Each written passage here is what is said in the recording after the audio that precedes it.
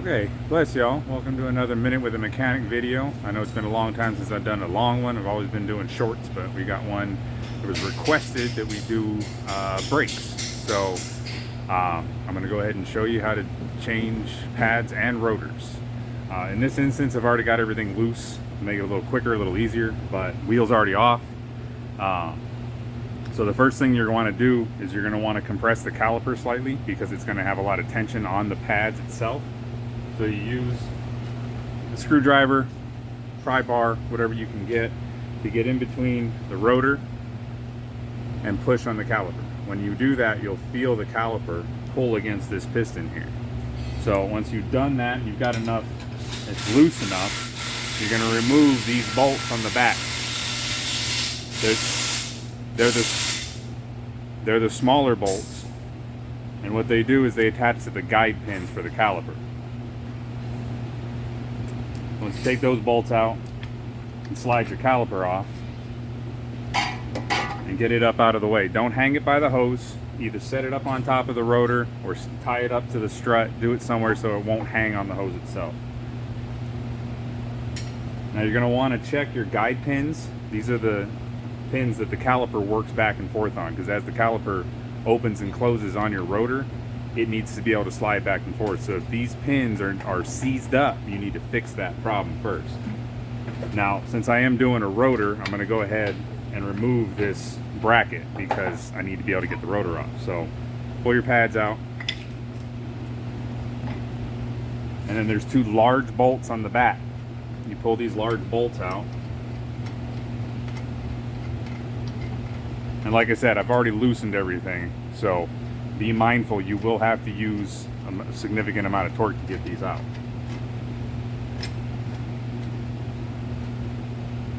These are the bolts that actually bear the load of the braking force. And this one's being a pain.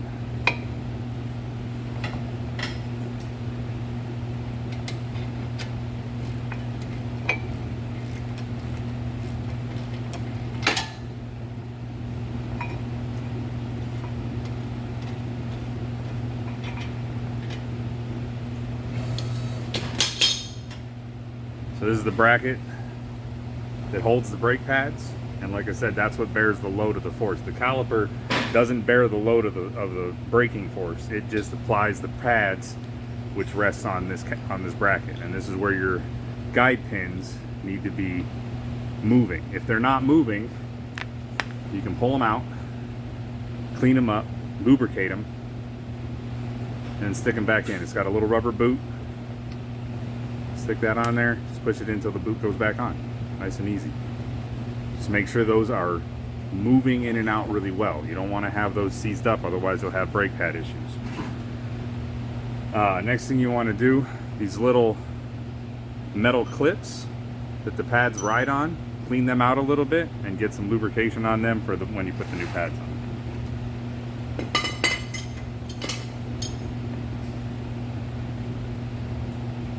Now, because we're doing new pads, we're going to have to compress the piston all the way in so that it can start at its new pad dimension. So you're going to take one of your old pads, set it up against the piston, and then take a C clamp like this, just a standard screw clamp, and you're going to put it so that it goes around the back of the housing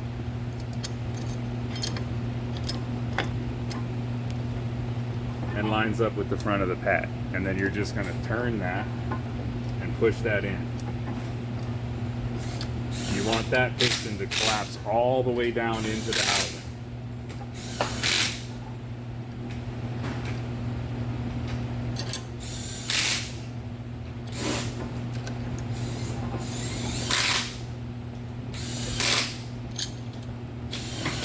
So when you get done, it should look like that, nice and flush and simple. Now, this is typical. There are certain cars out there where you have to use special wrenches, especially on the rear end, because they have parking brakes and everything in them, to turn the piston as it goes back in, because it has a step in it that keeps it in its position, take the slack out. Now, in that situation, obviously, if you don't know what you're doing, call somebody, ask somebody. But this is a very typical situation, especially for front brakes. You just push that caliper back in. Now, a special note on that, doing maintenance on your vehicles. The brake fluid reservoir is not a reservoir that you just check and top off, okay? As you use your brakes, as the pad itself wears down, the fluid moves down into this caliper.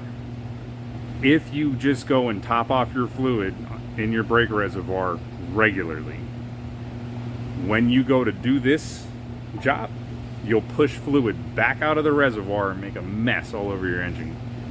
So don't top off your brake fluid reservoir. If you look at your brake fluid reservoir and it's low, check your brakes. Don't just top it off, okay? You're just gonna make a huge mess later on. That's just a side note. So now, we've got our caliper collapsed and ready for the new pads. I'm gonna go ahead and hang it up there on the strut. It's just a good spot. Keeps this tension off this hose. Do not let your caliper hang by this hose, all right? And then we're just, in this instance, we're doing rotors also. So we're gonna pull the rotor off and replace it. Since you're here, it's a good idea to check everything else in this area. So wiggle things around, see if anything moves. Look at your boots, look at your hoses, just look at everything. Take the time to inspect it since you've got everything off. Make sure that everything's good. Now going back together, got a brand new rotor here. I'm gonna slide that on there. It doesn't have any retention or anything. It just stays on there. When the wheel goes on and torques over that, it'll hold it in position. So now we're going to go ahead and, like I said, we're going to clean up these slides. And it's not, you don't have to go super crazy. Just take a rag, get in there, and just wipe out the brake dust that's built up.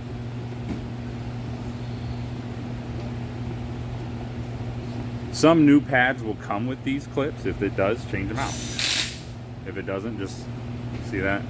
I mean, it's not, you don't got to go crazy, but just get the bulk of the big stuff out of there.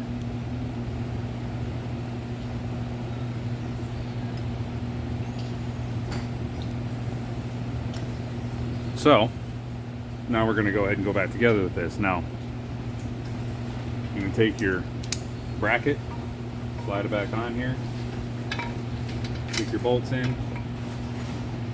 Start both of them by hand. Don't try to run them in with an impact or power tools or anything. Start them both by hand and start both of them. Don't do one at a time, because what will end up happening is you'll torque one down and the other one won't be in alignment. So get everything started first so that it all lines up.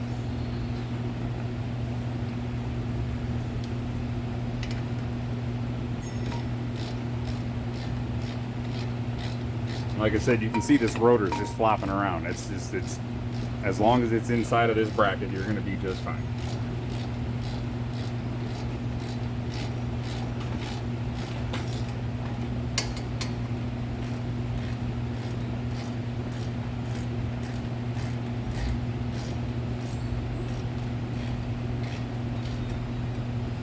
So we're going to put a little more torque on these. Make sure that they're seated.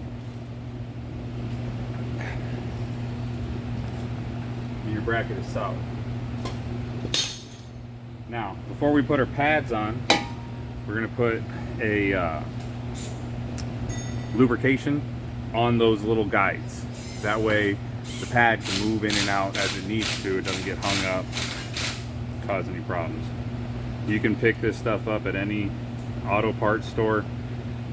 When you get your pads, you can actually they make these little packets. It's a little squeeze packet. You just tear the top off. It's usually about enough for doing some brake. It's usually a little more than you need. So don't go crazy. You just need a little bit in there just so that it can slide.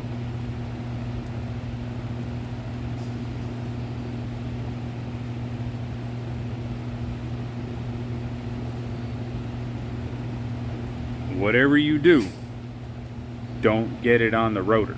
All right, you don't want to lubricate your rotors. That'll be a bad time down the road.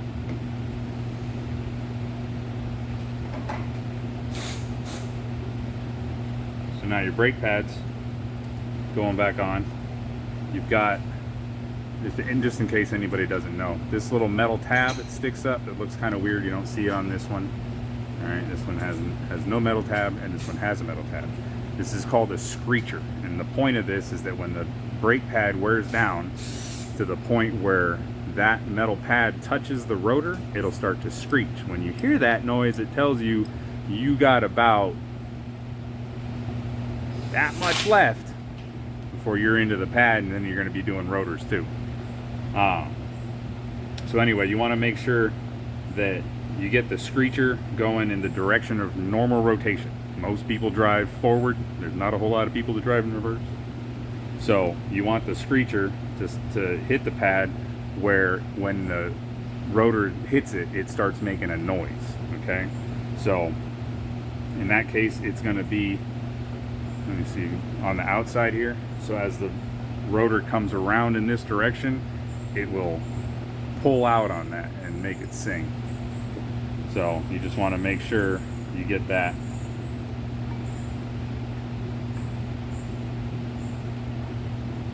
in the right position. Okay, so now that we got our pads on, I'm gonna go ahead and take our caliper and we're gonna get that back on there. And since we've already collapsed it, it'll just slide right into position, right where it belongs. Take your 2 guide pin bolts, put them in the back.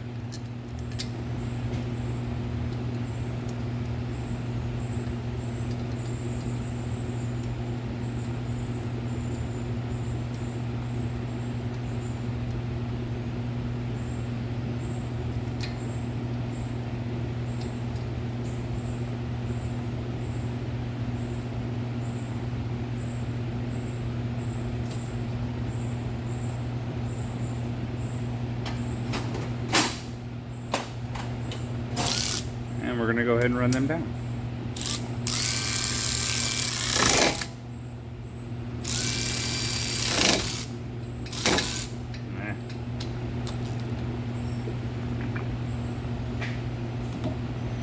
So now, as you can see, like I'll hold this in place, you can see you got a little bit of slide back and forth. That's good. That means that your caliper's moving on its guides and everything's where it needs to be. So now, throw the wheel back on, torque everything down, and you're good to go.